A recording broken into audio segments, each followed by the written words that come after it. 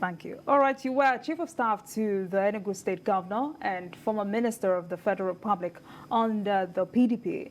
Would you like to share with us why you left the party for APGA? Yes, thank you so much. It's a pleasure to be here. It's not very difficult to understand why someone like me would leave one party for the other. And I'm going to go to I'm going to ask or attempt to look at it from the very essence of government. Or what is the meaning of politics? Why do people get into politics? Why are people in government? Why do governments exist? Governments exist to bring about improvements in the welfare and the well-being of the people. Not only do they exist for this purpose, it is also their responsibility. It is also the responsibility of government to ensure that there is continuous progress in any polity where it presides over as an administration or as a government. And my contention is that in the last 7 years of a PDP government in Enugu, the state has witnessed unprecedented retrogression. A water crisis persists in Enugu. Enugu has become one of the filthiest states in Nigeria. Insecurity is pervasive. Youth unemployment is extremely high. Road infrastructure is dilapidated. Our health centers are mere consulting clinics, as the military used to say in those days, and I could go on and on. And so there's a pervasive sense of hopelessness across the entire state.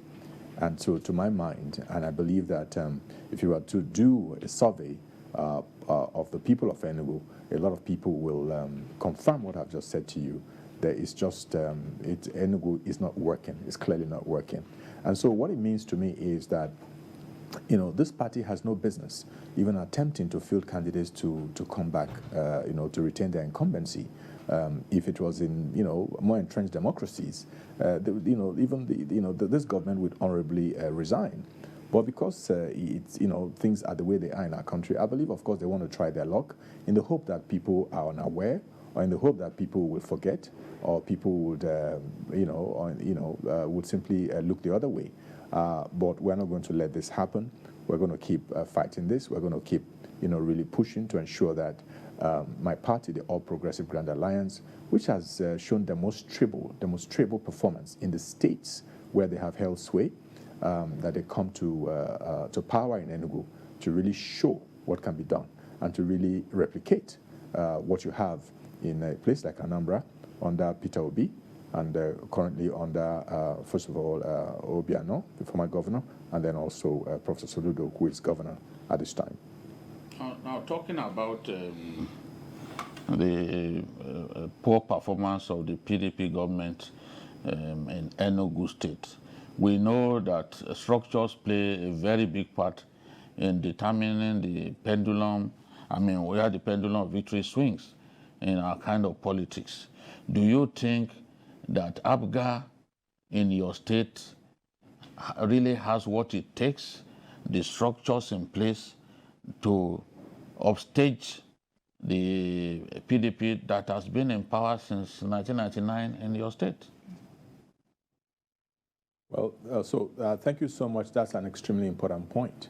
But what I also want to assure you is that while structure is important, the reality on the ground, the quality of lives of the people is even more important. Structure or no structure, across the length and breadth of Enugu, the people are living in abject poverty. Enugu is in contention as the poorer of the 5 states in the sub-region, and in competition with a sister state that I would not like to mention their name. This was not always the case. The water crisis is affecting the entire people of Enugu, structure or no structure.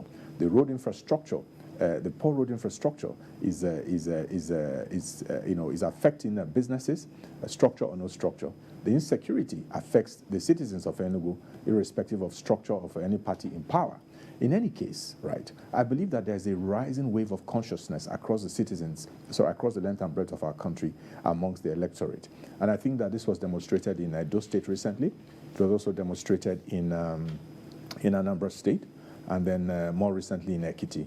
And just a week ago or thereabout, it was also demonstrated in Osun State, where it has become clear that everyone is tired of bad governance, irrespective of structure.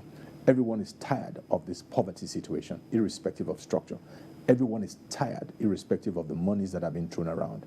And so this is the confidence that we have that our people will rise up at the right time, in the right way, in the right numbers, to actually take back their state.